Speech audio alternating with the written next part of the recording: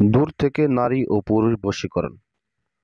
সম্মানিত ভিউয়ার্স, আশা করি সকলে আল্লাহর মেহেরবানিতে ভালো আছেন। তো ভিউয়ার্স, আজকে আমি আপনাদের সম্মুখে একটা বিদ্যা নিয়ে হাজির হলাম, যে বিদ্যাটা হচ্ছে দূর থেকে একজন নারীকে এবং একজন পুরুষকে কিভাবে বশীকরণ করা যায় তার একটা উপায় নিয়ে। তো আজকে যে বিদ্যাটা আমি আপনাদেরকে দিচ্ছি, এটা একটা খাস কুফরি, একদম ইহুদি কুফরি ল্যাংটা বশীকরণ চালান।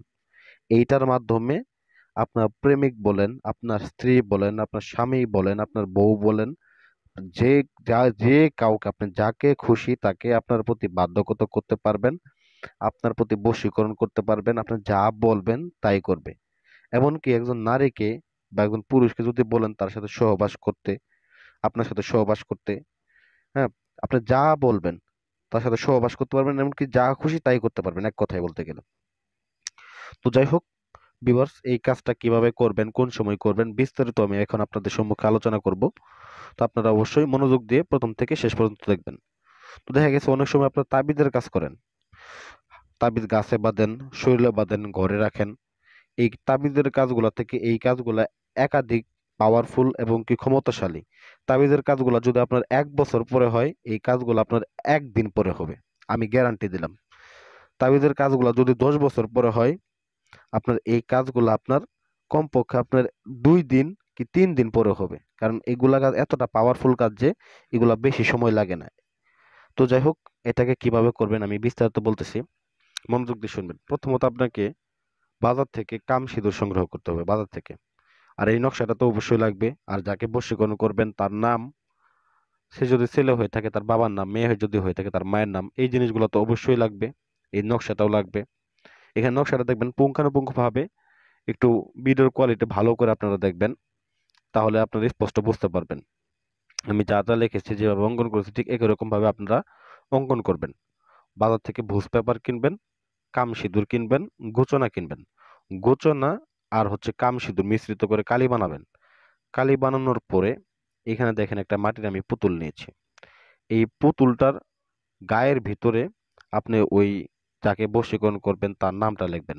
শুধুমাত্র তার নাম মনে রাখতে হবে। এটা সেই পুতুলটা, যে পুতুলটা আপনি বাধ্যগত করতে চাইতেছেন, যাকে আপনি বাধ্যগত করতে চাইতেছেন, এই সেই পুতুল।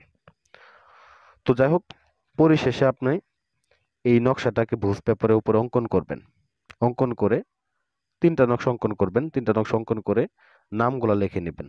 আপনার নাম, আপনি যদি ছেলে হন আপনার বাবার নাম, আপনি যদি মেয়ে হন আপনার মায়ের নাম, ওই ছেলের নাম বা ওই মেয়ের নাম, যাকে বশীকরণ করবেন, এগুলা লিখে 3টা ভুজ পেপারের ভিতরে লিখে প্রথমত 3টা তাবিজের মধ্যে ভরবেন। 3টা তাবিজের মধ্যে ভরে এটাকে প্রথমত একটা পুতুলের গলার মধ্যে বাঁধবেন, একদম লাল সুতা দিয়ে পুতুলের গলার মধ্যে বেঁধে দেবেন একটাকে।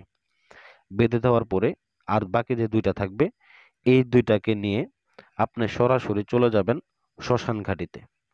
শ্মশান ঘাটিতে গিয়ে আপনি দেখতে পারবেন ছোট বাচ্চাদের মাটি দেওয়া হয়েছে। হিন্দু ছোট বাচ্চা মাটি দেওয়া হয়েছে, ওই কবরে দিবেন, কোনো মুসলমানের কবরে না, হিন্দুদের কবরে দিবেন। তো দেখবেন যে সব কুমারী নারীরা মারা যায় তাদেরকে পোড়ানো হয় না, তাদেরকে মাটি দেওয়া হয়, ওই ওই হিন্দুদের কবরে গিয়ে একটা আপনি পুঁতে দিয়ে আসবেন। দ্বিতীয় যে তাবিজটা থাকবে, এটা আপনার বাসায় যদি কোনো চুলা থাকে সেই চুলার পার আপনি পুঁতে দিবেন।